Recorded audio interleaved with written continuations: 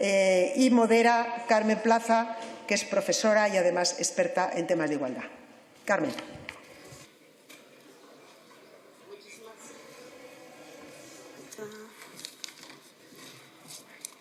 Buenos días, señorías, autoridades, amigos y amigas, mujeres juristas.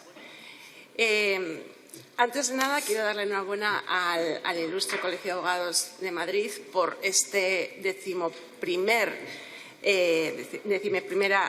cumbre de mujeres juristas y agradecer muy sinceramente que hayan pedido a la colegiada número 55.351, yo, que modere esta mesa. Es un honor y un placer estar sentada entre brillantísimas juristas, tanto a este lado como al otro lado de la mesa. Y es un doble placer tener la ocasión de presentar a las participantes y al participante de esta primera mesa. La señora Viviane Reding, welcome to the House of All, men and women, and today jurist women. La señora Viviane Reding es licenciada en Periodismo y doctora en Ciencias Humanas por la Universidad de la Sorbona. Fue elegida durante varias legislaturas miembro del Parlamento de su país, Luxemburgo, también del Parlamento Europeo. Ha sido asimismo, ha ocupado todo tipo de puestos de responsabilidad. Ha sido asimismo vicepresidenta del Partido Popular Social Cristiano de Luxemburgo. Entre 2000 y 2004 fue comisaria de Educación y Cultura. Posteriormente asumió la comisaría, la cartera de Información y Medios y finalmente hasta el 2014, del 2010 al 2014, fue comisaria de Justicia, Derechos Fundamentales y Ciudadanía y vicepresidenta de la Comisión. Como ya ha adelantado nuestra decana y nos ha contado, fue la mujer que puso las cuotas en la mesa de todas las instituciones de la Unión Europea. Y por eso la estaremos, por lo menos yo, eternamente agradecida. Tenemos también el gusto de que nos acompañe el secretario de Estado de Justicia, Manuel Olmedo. Manuel es licenciado en Derecho, magistrado desde 2015 en el Tribunal Superior de Justicia de Madrid. Ha desempeñado diversos puestos como letrado del Consejo General del Poder Judicial, jefe de selección de la Escuela Judicial. Ha desarrollado una intensa labor en el ámbito de la cooperación judicial en materia penal, tanto en la Unión Europea como en terceros países, y ha ejercido como docente, como profesor en la Universidad Carlos III. Tenemos también a Marta Blanco, licenciada en Ciencias Empresariales, economista del Estado, MBA por la Escuela de Organización Industrial.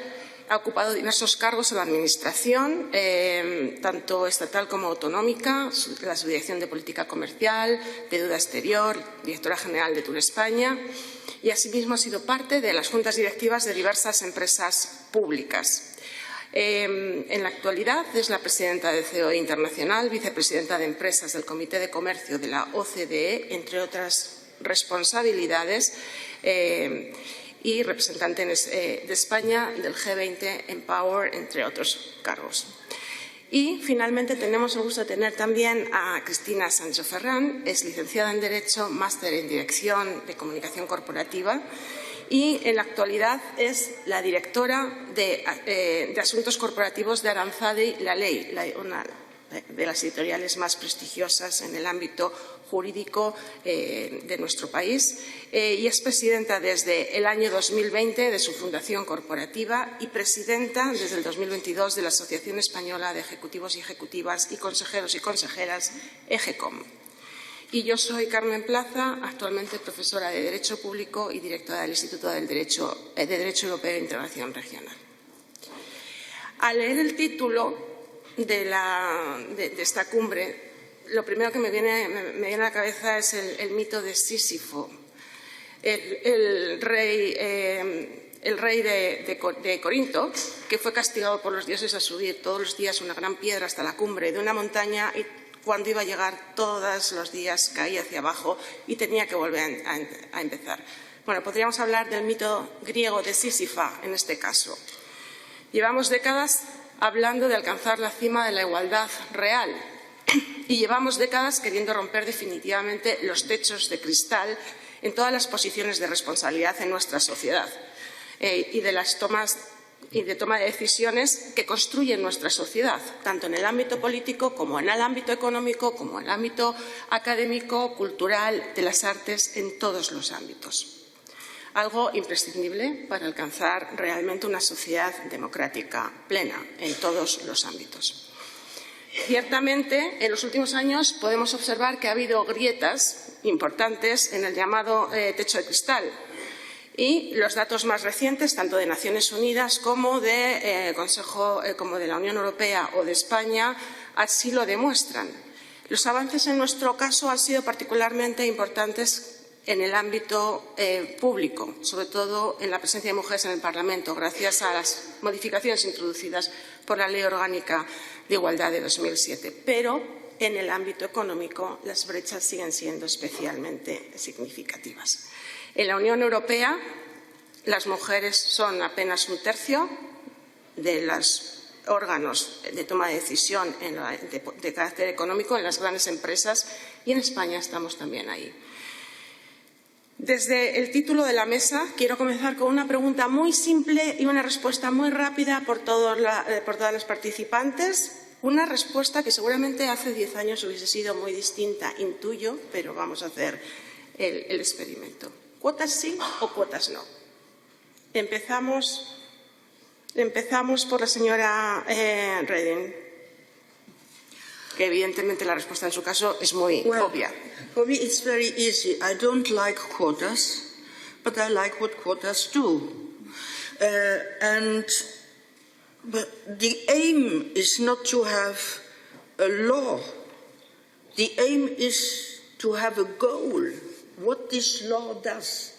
And when the law has done what it needs to do, that means having equality, then we don't need the law anymore. That's why I put a sunset clause in the law, to say very clearly that's not a law forever, that's only a law for solving a problem, and then we don't need it anymore. Okay. Secretario de Estado. Buenos días. Permíteme que simplemente me salude a todas las presentes. Es un honor para mí participar, aunque sea sobrevenidamente, en esta mesa. Estoy encantado. Te puedes dirigir a mí cuando lo hagas en plural, en femenino. Me siento perfectamente incluido. Además, nuestro diccionario y nuestra Real Academia lo permite hace ya tiempo, aunque no nos acostumbremos, ¿verdad? Y para mí la respuesta a esta pregunta es por supuesto que sí. Bien. Por supuesto que sí. Desarrollaremos después el tema, pero sobre todo en el ámbito nuestro, en el ámbito jurídico, frente a lo que pudiera parecer, lo ha dicho antes el ministro, es decir, es una profesión eminentemente feminizada y, sin embargo, en los puestos de responsabilidad la presencia femenina sigue siendo muy escasa, escandalosamente escasa, diría. Marta, como representante de las empresas, la patronal. Sí, muchas gracias. Lo primero, buenos días y un placer estar participando en esta mesa. Bueno, las cuotas han demostrado ser un instrumento que sirve para acelerar el progreso y se debe utilizar de forma eficiente y en conjunto con otras medidas.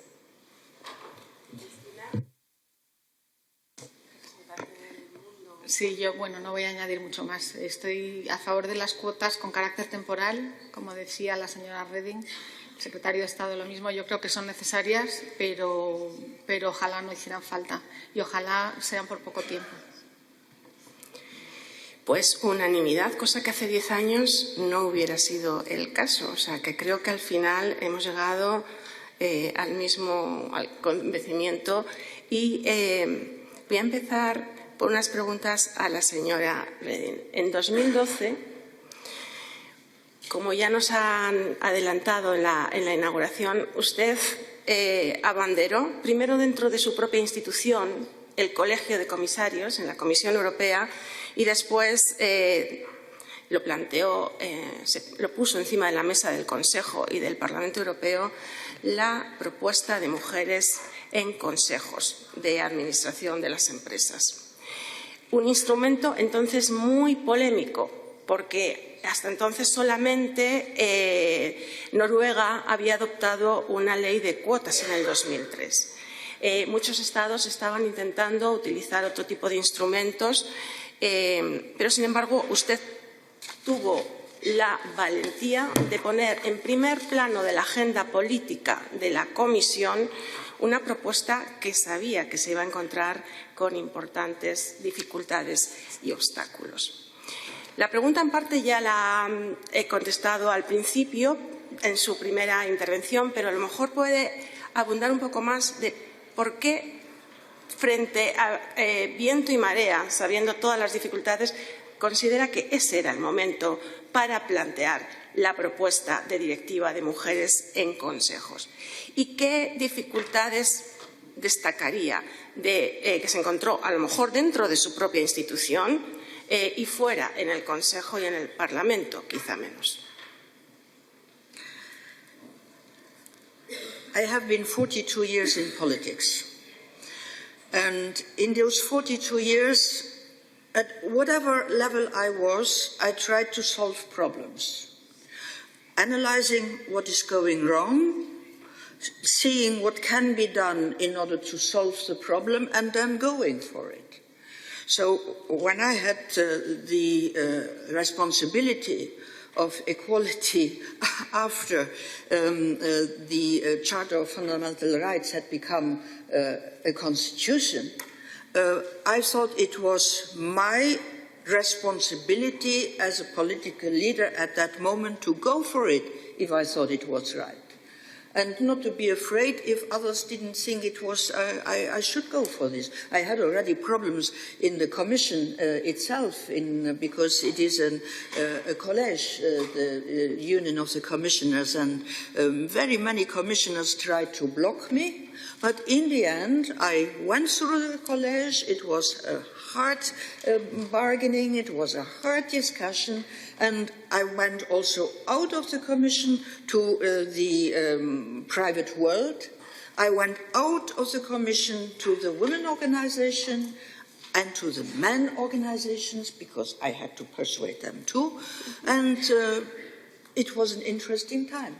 So you are not elected commissioner in order to have an easy moment, but you are elected commissioner in order to change the world. Muchas gracias. Y 10 años, una década, ha tardado en aprobarse finalmente esa propuesta que usted impulsó. Una propuesta que ahora mismo, y entre medias, varios estados han ido aprobando sus leyes de cuotas, han ido convenciéndose. Ahora esta propuesta va a conseguir que en toda la Unión Europea se acelere el proceso y lleguemos en todos los estados a una situación de equilibrio en los puestos de toma de decisión económico en las grandes empresas cotizadas. Al menos un 40% de puestos no ejecutivos en los consejos de administración es la meta, o como mínimo el 33% del total de los puestos de administrador, tanto administradora, tanto ejecutivo como no ejecutivo. Y además se establecen unas medidas muy estrictas, muy importantes, de transparencia en los procesos de selección, muy importante, y sanciones. Fundamental. Si no, la ley, la directiva, no tiene dientes.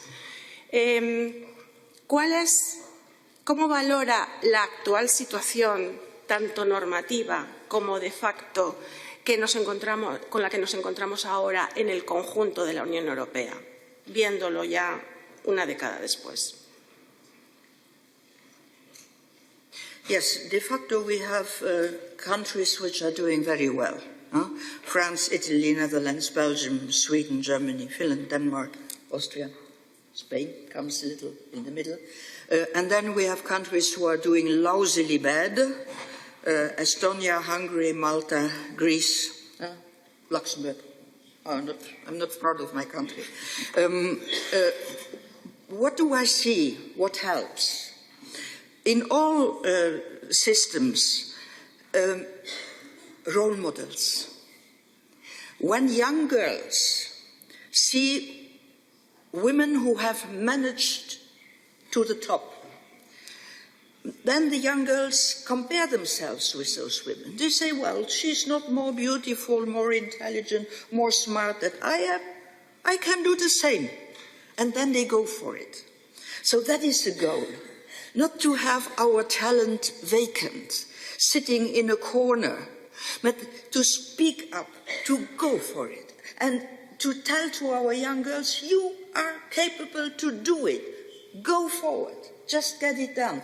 And I think that is the most important, because our society, our economy needs talent. There is not too much talent. And we do not have the luxury not to utilize this gorgeous female talent that is out there. It would be devastating for the build-up of our society. And that's why we need the role models, and that's why all of you need to encourage young women to go ahead. Muchas gracias, Vivian. Secretario de Estado, un placer tenerle. La directiva de Mujeres en Consejos tiene que estar traspuesta a la legislación de todos los Estados miembros a más tardar el 28 de diciembre de este año. El Gobierno ha elaborado un proyecto de ley orgánica de paridad a través de la cual cumplirá con esa obligación, entre otras, o entre otros objetivos. Y me gustaría que nos explicase cuáles son las líneas maestras de dicho proyecto. Muy bien, gracias, Carmen. Déjame que empiece haciendo una referencia que me parece fundamental para saber dónde estamos. Y yo quería poner en valor y subrayar el enorme consenso que ha existido en la sociedad española desde hace ya muchos años en materia de igualdad entre mujeres y hombres.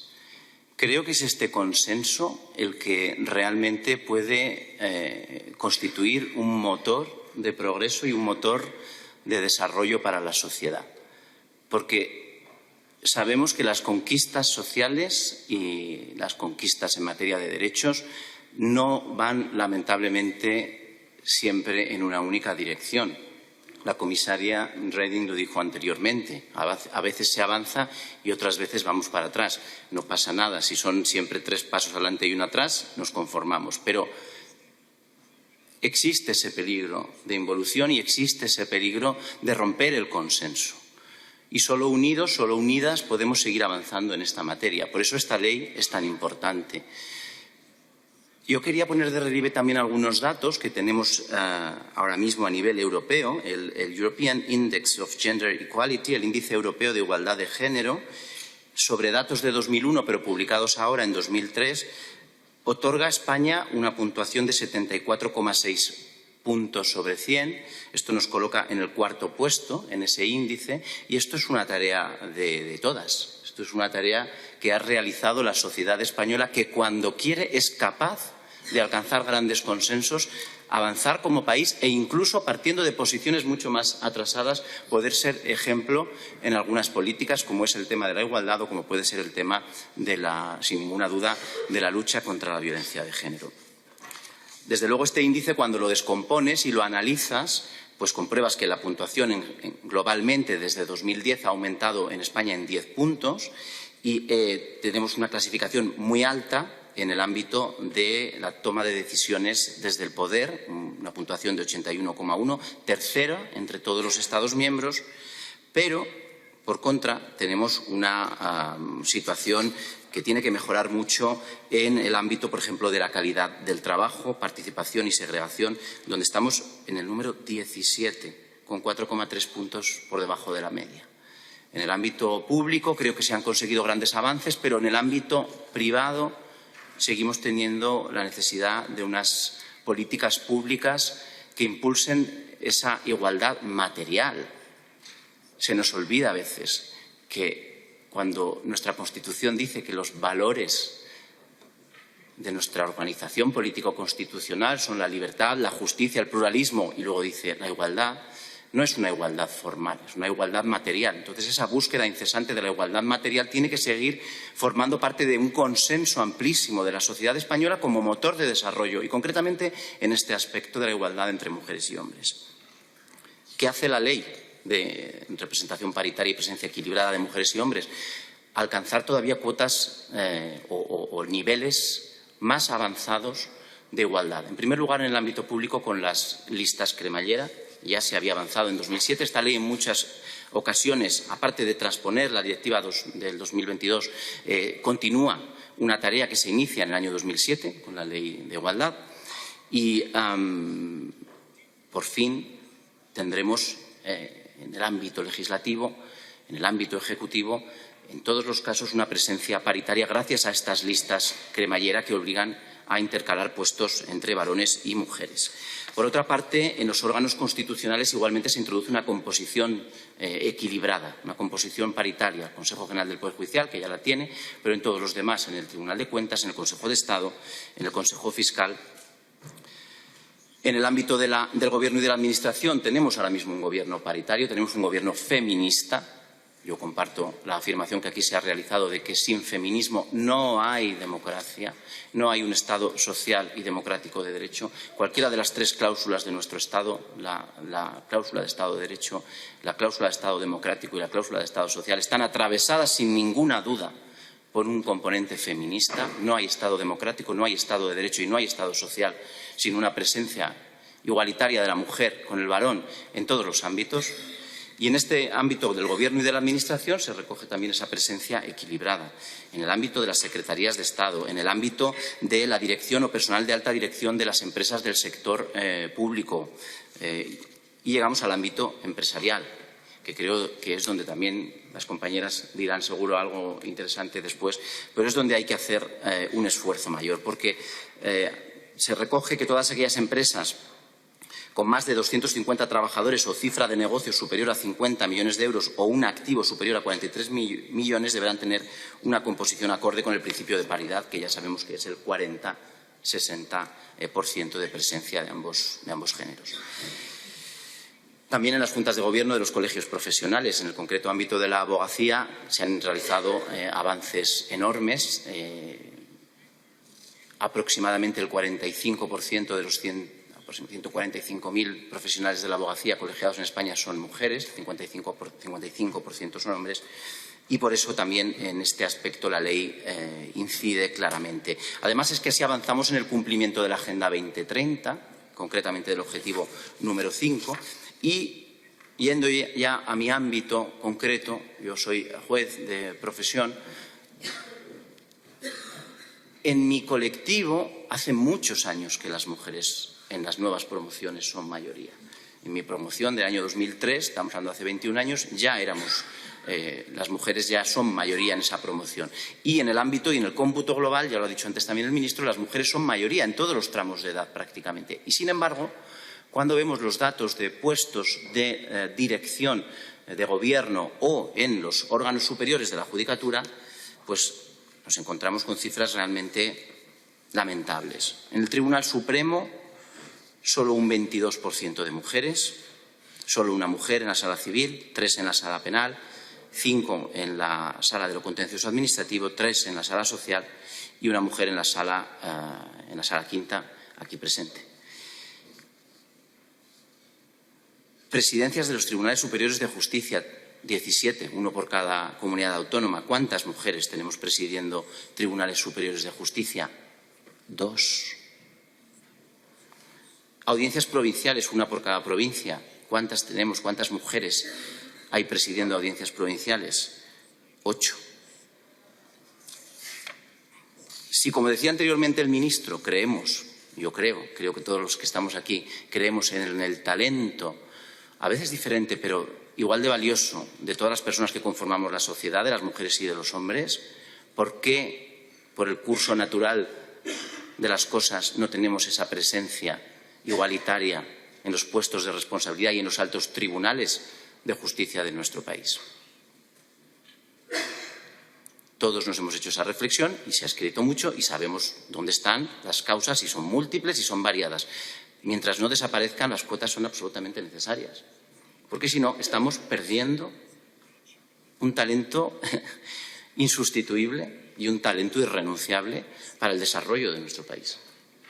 Entonces, yo creo que esta ley, no sé si estará aprobada para las próximas elecciones europeas, no sé si dará tiempo, pero en todo caso creo que es un paso decidido adelante, un paso valiente y espero que llegue a buen término su tramitación. Gracias. Pues muchísimas gracias, secretario de Estado. Le iba a preguntar precisamente por la situación de la mujer en el ámbito de la justicia y nos ha hecho una radiografía realmente, bueno, pues muy clara de todo lo que hay que mejorar en este ámbito. Muchísimas gracias. Cristina, como hemos visto, hay una clarísima infrarrepresentación de las mujeres en posiciones de decisiones en las empresas.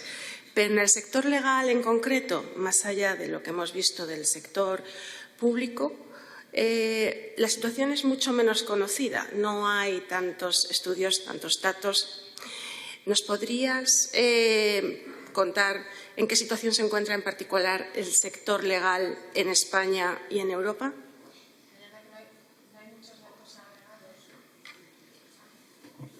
Ahora sí se me oye, sí. No hay muchos datos agregados, pero el Consejo General de la Abogacía sí que cada año hace un análisis, una estadística de la población censada colegial, ejerciente y no ejerciente. Hoy por hoy hay más hombres que mujeres, un 55% de hombres ejerciendo la profesión de la abogacía y un 45% de mujeres, pero la tendencia es a que la población, el número de abogadas es creciente. Por debajo de 45 años ya hay más abogadas que abogados. Luego la tendencia es a que cada vez pues esté más feminizada la profesión. En la Fundación Aranzadi la Ley, hace 2 años, hicimos de la mano del Consejo General de la Abogacía y de la iniciativa Women Business and Justice del Colegio de la Abogacía de Barcelona un estudio de campo que vamos a continuar en los próximos años. Es muy exigente desde el punto de vista personal porque hicimos focus groups en 15 colegios de la abogacía de todo el territorio nacional. Entrevistamos a más de 200 abogadas y realmente las conclusiones del estudio de las abogadas a pie de calle es sorprendentemente, es muy claro y además las conclusiones son muy similares a las obtenidas en estudios similares que se han hecho en Reino Unido, en Francia o en Estados Unidos. Es decir, las abogadas sufrimos los mismos sesgos y los mismos inconvenientes en prácticamente todo el mundo, al menos en los países de cuyos informes he tenido noticia. De las conclusiones de este informe del año 2022, un poquito ya desactualizado, pero no creo que haya cambiado mucho la situación, se concluyó que el sesgo de género y el techo de la cristal en la abogacía realmente existen. Es especialmente grave en los grandes despachos. Es verdad que la profesión de la abogacía se ejerce principalmente en despachos unipersonales, en pequeños despachos, pero en los grandes despachos y en las grandes asesorías jurídicas de empresa ese sesgo existe y además pues se afecta negativamente en el desarrollo de las carreras de las abogadas. Muchas en los grandes despachos nos decían, en toda España, que abandonaban su carrera en despacho para irse a la empresa privada por razones de conciliación y por razones de reconocimiento. Algunas abandonaban incluso la carrera por la presión que supone en sus vidas la exigencia de una carrera en la abogacía con las pocas ayudas, sobre todo a la mujer en el mundo rural, que tienen en materia de conciliación. En las grandes ciudades la problemática es distinta. Una segunda conclusión es que existe un sesgo que considera que así se sienten las abogadas, que se perciba que están más capacitadas o tienen habilidades más adecuadas para unas determinadas jurisdicciones que para otras. Jurisdicciones en las que los asuntos que se llevan son habitualmente peor remunerados que en otras. En tercer lugar, se percibe ese sesgo no solamente en los clientes, que muchas veces se dirigen a las abogadas, especialmente cuando son jóvenes, como si fueran la ayudante del abogado presente en la reunión, y aunque sea ella la responsable del asunto y la que dirige la estrategia procesal, por ejemplo, habitualmente se dirigen al compañero hombre, sobre todo si es de más edad, sino que también perciben ese sesgo en compañeros y en otros operadores jurídicos, con lo cual, bueno, pues el sesgo, es verdad que la sociedad ha cambiado mucho, como decía el secretario de Estado, la situación ha cambiado, pero cuando uno baja a pie de calle, pues se encuentra con esa cultura, ¿no?, y esos sesgos. Se premia o se reconoce habilidades que habitualmente se asocian con el liderazgo masculino, la vehemencia, la agresividad en las negociaciones, esa asertividad se percibe como más masculina que femenina y, por tanto, se facilita a los abogados más liderazgo en los asuntos que se llevan. Y luego,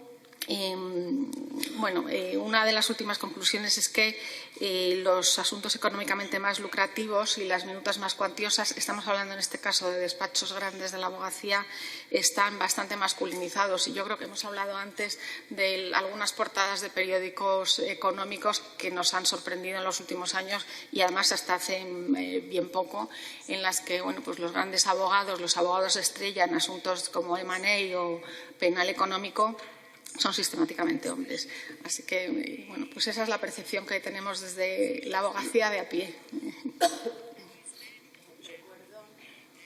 Hace muy poco una página de periódico de expansión jurídico, que no sé por qué no era expansión jurídica, la verdad, no, siempre me lo he preguntado, donde todas las caras, y había más de 50, eran hombres, ni una sola mujer, destacando, los grandes abogados en España. Una portada realmente impactante. Quería preguntarte también, Cristina, estamos viendo también en los medios españoles, nos estamos desayunando con noticias como que las empresas del IBEX buscan desesperadamente 18 mujeres para cubrir los puestos de consejera ante la inminente implementación de la directiva de cuotas, lo cual no deja de ser realmente sorprendente. O sea, 18 mujeres. No hay mujeres conocidas, sobradamente preparadas, con méritos y capacidad patente para que no tengan que buscar tanto. ¿Y con qué herramientas deberían contar las empresas, los despachos también, para cumplir con ese objetivo de justicia y de economía, que es tener el mejor talento con independencia del género en sus puestos de responsabilidad? Te voy a responder con mi casco de presidenta de la Asociación Española de Ejecutivas y Consejeras. La verdad es que la principal barrera, la principal herramienta que tienen las empresas, los despachos para potenciar a sus mujeres es darles mayor visibilidad y ellas buscarla también, porque la verdad que somos muy buenas trabajando detrás de nuestra pantalla del ordenador y no damos un paso adelante. Entre otras cosas también porque en el espacio público y en los medios de comunicación en particular se visualiza mujeres extraordinarias. No se visualiza tantas mujeres normales como hombres normales, vemos en los medios. La mujer que aparece en titulares es extraordinaria. El año pasado hubo un estudio impresionante que recomiendo de verdad su lectura a todo el mundo, que se titula Mujeres sin nombre, que lanzó una consultora de asuntos públicos muy conocida, en el que se analizaron 14 millones de artículos periodísticos en 75.000 medios de comunicación de 10 países, incluidos ahí España y Estados Unidos, un análisis con herramientas de inteligencia artificial, no generativa, pero inteligencia artificial, y las conclusiones verdaderamente eran alucinantes. En titulares aparecen los hombres 2,5 veces más que las mujeres. Las mujeres firman un 50% menos las tribunas de opinión, los artículos de opinión en las tribunas en medios de comunicación. Existe una subordinación semántica de la mujer respecto al hombre porque se normaliza que determinadas disciplinas sean masculinas. Cuando se habla de deporte, se habla del deporte femenino para especificar que se trata de una competición de mujeres. El deporte es deporte, pero esa subordinación semántica normaliza que determinados ámbitos son normalmente masculinos y la mujer está ahí un poco de paso. En fin, conclusiones muy interesantes, no vamos a analizarlas todas, pero son verdaderamente muy llamativas, además con una carga de información tan grande. Para mejorar esa visibilidad desde la asociación, en línea con la iniciativa del Parlamento Europeo, de la Oficina en España del Parlamento Europeo, que, como sabéis, seguro conocéis, el manifiesto ¿Dónde están ellas?, para luchar contra la invisibilidad de mujeres en paneles, en conferencias, en congresos. Se preguntaba al Parlamento Europeo dónde están ellas y pedía a las empresas y las organizaciones que se adhirieran a ese movimiento para comprometernos a tener siempre mujeres en los debates públicos. Desde la Asociación Española de Ejecutivas y Consejeras hace unos meses lanzamos Aquí están ellas, en respuesta a eso. Invitamos a todas las asociaciones de mujeres expertas y con mujeres expertas en su seno para que se incorporen a una gran base de datos que estamos formando cuando viene algún medio que necesita, porque los grandes referentes son siempre masculinos o habitualmente, necesita una mujer experta en cualquier campo del conocimiento, lo encuentre ahí. Y cuando se da cuenta que ha organizado, yo he visto hace poco un panel sobre sostenibilidad donde las mujeres verdaderamente expertas en sostenibilidad, es que hay 100.000. Un panel exclusivamente compuesto por hombres, iban a hablar específicamente de buen gobierno y escribí a los presidentes de las dos entidades que lo convocaban para decir, oye, esto es impresentable. Y la verdad es que reaccionaron inmediatamente, incorporaron mujeres, pero es que no se dan cuenta, es inconsciente. Entonces, en ese gran repositorio de expertas yo creo que vamos a tener una herramienta muy interesante para ganar visibilidad. Muchas gracias, Cristina. Eso enlaza precisamente con una iniciativa del ICAN, del Ilustre Colegio de Abogados de Madrid, para poner a disposición de los medios, ponerles encima de la mesa expertas en todos los ámbitos del derecho. Perdóname porque he estado hablando con Isabel Winkels de esto esta mañana y he olvidado mencionarlo. Muy interesante la iniciativa. Sí, y yo creo que es muy importante que no aparezca siempre que hay un problema jurídico de cualquier sector, de cualquier ámbito de nuestro ordenamiento, no aparezcan siempre señores, porque tenemos brillantísimas mujeres juristas, muchas de ellas aquí, pero otras muchas fuera de aquí.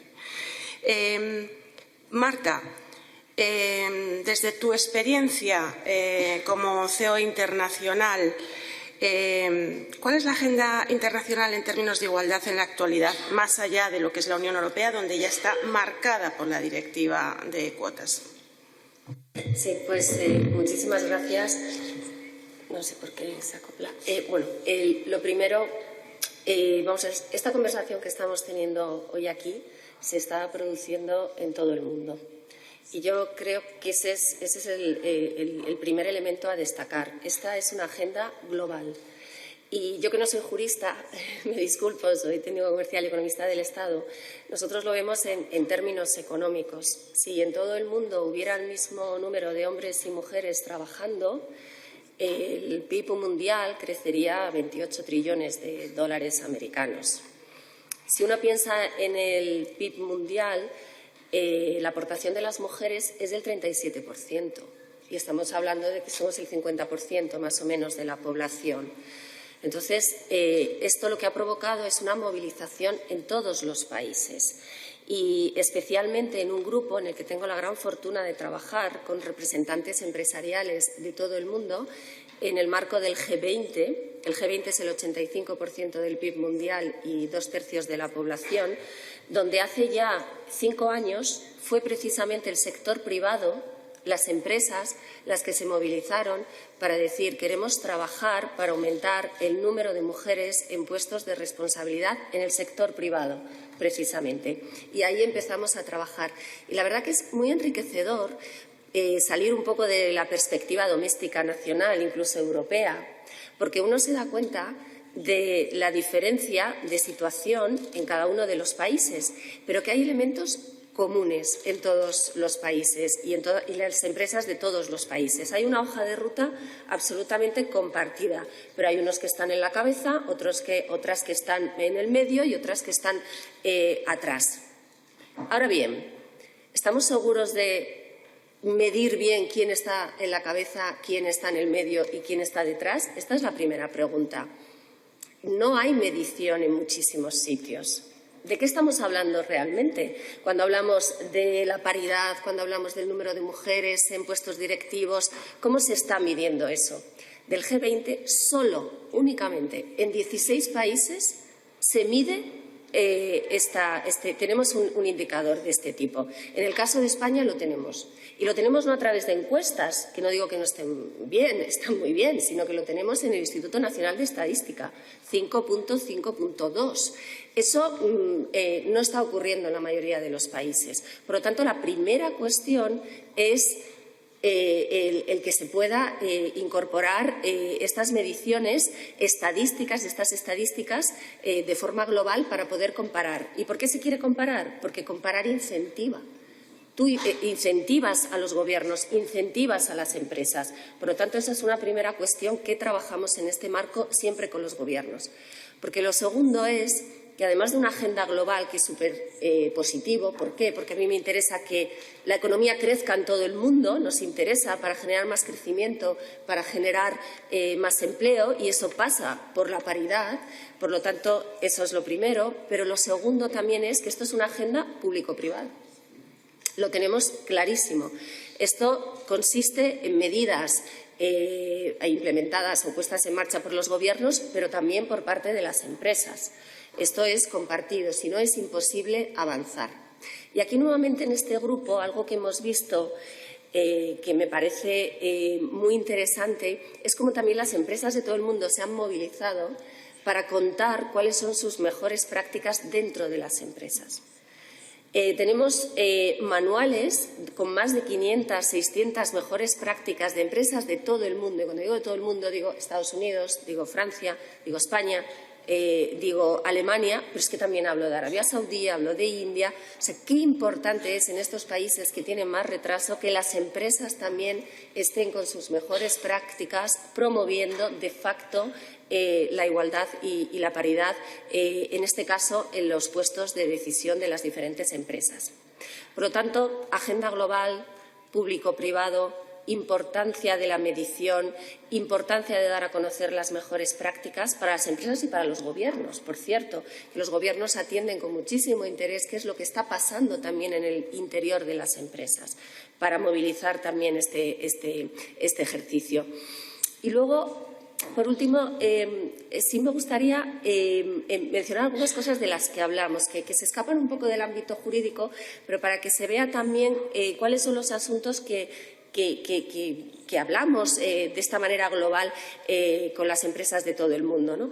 Nos preocupa muchísimo, por supuesto, todo lo que tiene que ver con STEM, todo lo que tiene que ver con el número de mujeres y de niñas estudiando las carreras STEM y también los puestos, por razones obvias, de todas conocidas. Pero sí que abordamos mucho de qué manera, desde lo público y desde lo privado, se puede aumentar el número de mujeres en STEM.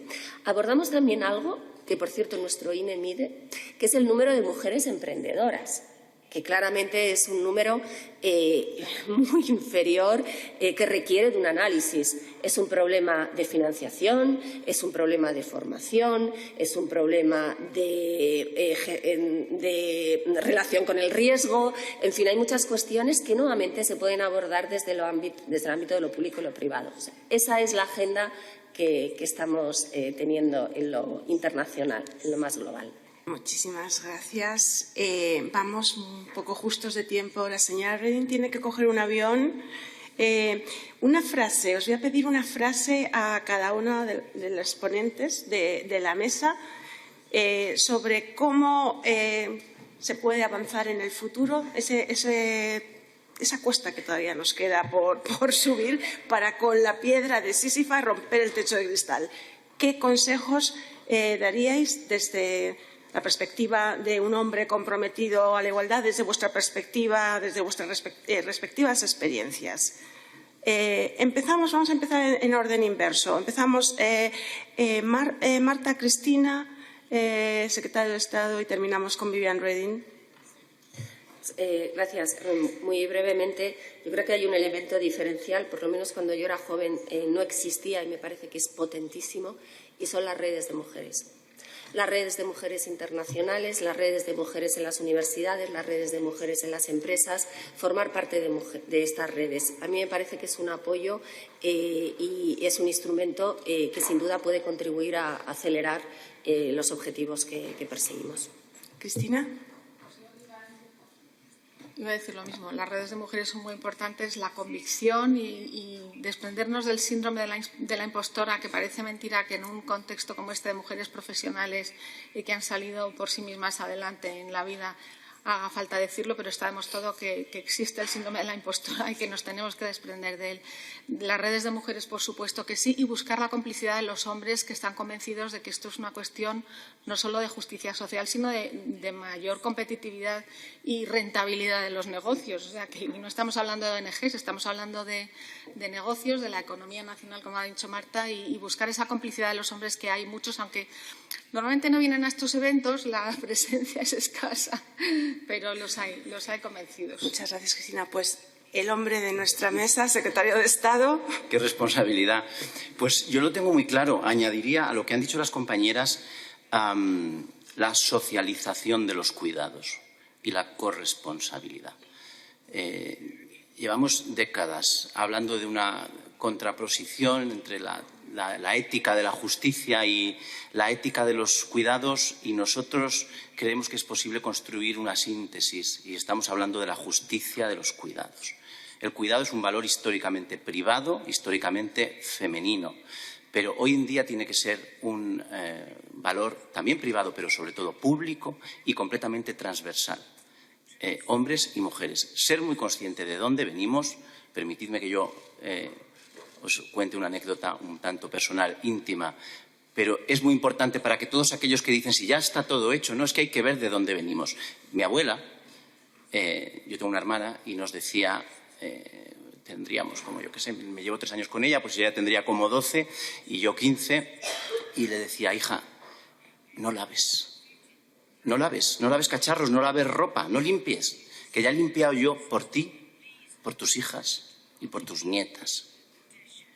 Entonces, tenemos que saber de dónde venimos, y los hombres nos tenemos que hacer corresponsables, cada uno desde nuestra posición en el ámbito privado, pero también en el ámbito público, de la importancia en un Estado social del cuidado, de la atención a las personas en una situación de vulnerabilidad, y que eso no es un patrimonio de las mujeres. Tiene que haber más hombres cuidadores. Fantástico. Señora Reding. Vivian. Well, it was a real lifelong learning experience to listen to all of you, and it was so important for the examples also which were given here. We should reflect on those. To make it short, I always come back to the role models, because that is also what you said, that we need not the women to stand in a corner or to be shy, but to put them in front so that they are seen. They are there. They exist. We don't need to invent them, but we need to put them in the first row, and they have to speak up. For networking, I have explained, I think, how important the networking was Europe-wide in order to get our programs done. But I gave you also the example of the Board Ready Women platform. And this platform was done by men and women together. And I believe that the networking must not exclude men. We must attract as many men in our networks as possible. And then let me say a last thing, because you have started to speak about it, women in STEM, women in technology. I have a wish. We all must see that the errors of the past are not repeated now. In tomorrow's world, technology will be dominant in a horizontal way everywhere, in all domains. And what we see today is that there are only 17% of women in STEM, in technology, in our universities, and only 7% come out. Danger, extraordinary danger for the next generation, because they risk, if the women don't do better here, they risk to be going a step backwards. So my plea to all of you, see that this 17% is changing, because if not, all we have said here will not be valuable anymore in 10 years. Muchísimas gracias. Vivian, ¿tenemos 10 minutos todavía contigo? Sí. Abrimos un turno de preguntas con todas las juristas que estamos aquí. Si alguien quiere hacer alguna pregunta a alguna de las ponentes, es el momento. ¿Algún comentario? Sí, al fondo. No sé si hay micros. ¿Hay micros? Creo que sí, ¿no? Buenos días. Muchas gracias por la mesa. Solo quería hacer hincapié en la cuestión de los cuidados, que creo que el secretario ya dijo perfectamente, ¿no? Yo soy jurista, pero el último año estuve en la de London School of Economics and Political Science porque me fui con economistas, con Marta, a estudiar la economía de los cuidados, porque mi tesis doctoral ha sido sobre igualdad de género en Consejo de Administración, que no puedo dejar de agradecer a esa señora maravillosa que tenemos aquí hoy. Viviane, thank you so much for your work, for your legacy. Entonces, cuando estaba haciendo mi tesis doctoral, yo no sabía nada de género. Yo soy feminista hoy porque descubrí lo que pasaba. Y hubo un momento eureka, que ha sido los cuidados. Mientras no solucionemos el problema de los cuidados, no vamos a tener igualdad en ninguna parte del mundo. Me ha encantado escuchar la cuota de la mesa, el señor secretario que la cuota hoy, defenderlo también, porque es ahí. Mientras no se solucione eso, no hay directiva que solucione el problema. Mientras mujeres brillantes tengan que cambiar pañales, mientras hombres no tan brillantes vayan a trabajar como si no pasara nada de puertas adentro, para citar nuestra maravillosa economista de los años 80 con su obra, mientras no se solucione eso, no habrá igualdad en puestos de decisión y poder. Y mientras no ocupemos puestos de decisión y poder, no vamos a cambiar nuestra discriminada realidad. Muchas gracias. Muchísimas gracias por la intervención. ¿Alguna intervención, pregunta? Allí al fondo, no sé si había, y allí también. Izquierda y derecha. Vale.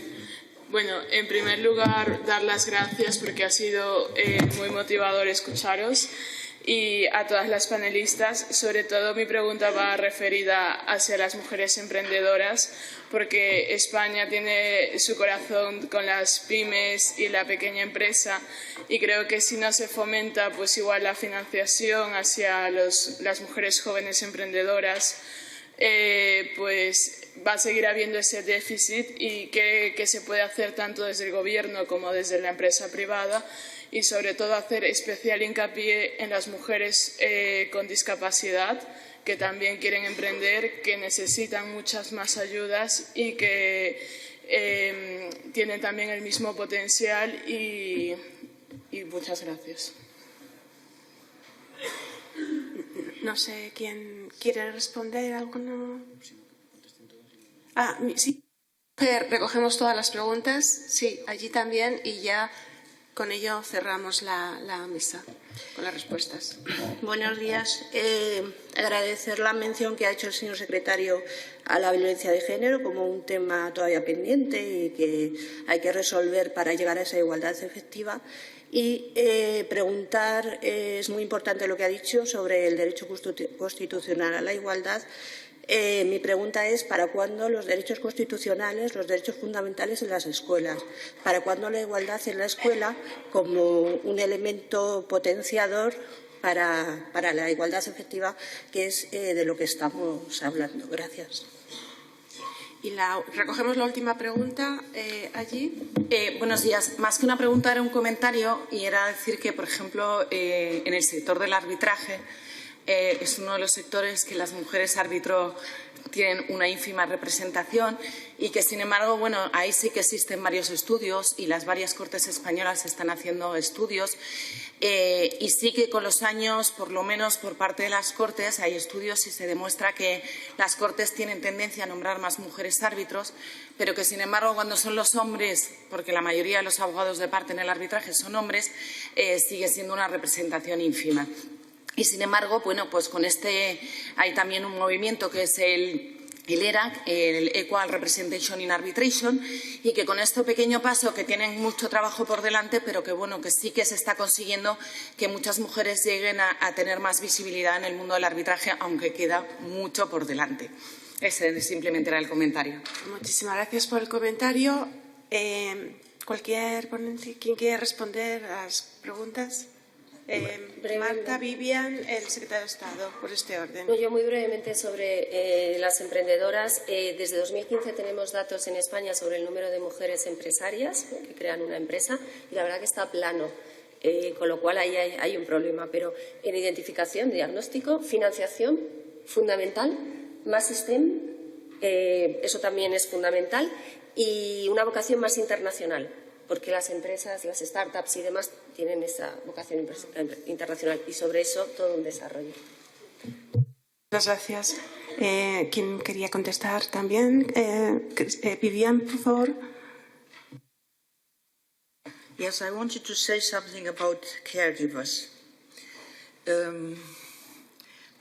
I just give as an answer my personal experience. I have 3 boys. They have married all the 3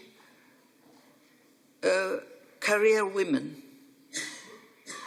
And they have all the 3 babies. And they are all the 3 changing diapers. And that is why their women can be career women. So it is absolutely right. We need a change in the society, and we need a society which thinks that it is absolutely normal that fathers are fathers. Thank you.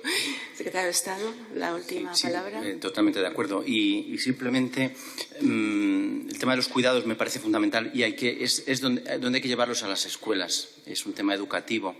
Yo soy un gran defensor de la familia soy un gran defensor de las familias, porque hay muchas familias. Una red de mujeres puede ser una familia también. Siempre donde hay cuidados hay una familia. La familia clásica, por supuesto, pero hay otras muchas. Siempre que hay una persona necesitada de atención, ya sean padres o vecinos, y hay una red de cuidados, hay una familia, y esa labor tiene que ser absolutamente compartida. No tiene ningún sentido que esas tareas se dejen siempre en el ámbito privado. El Estado también hay que decir algo, y sobre todo en el ámbito femenino. Es decir, esto es para mí lo fundamental. Pues muchísimas gracias a todas las asistentes, a todas las ponentes. Muchísimas gracias al ICAM.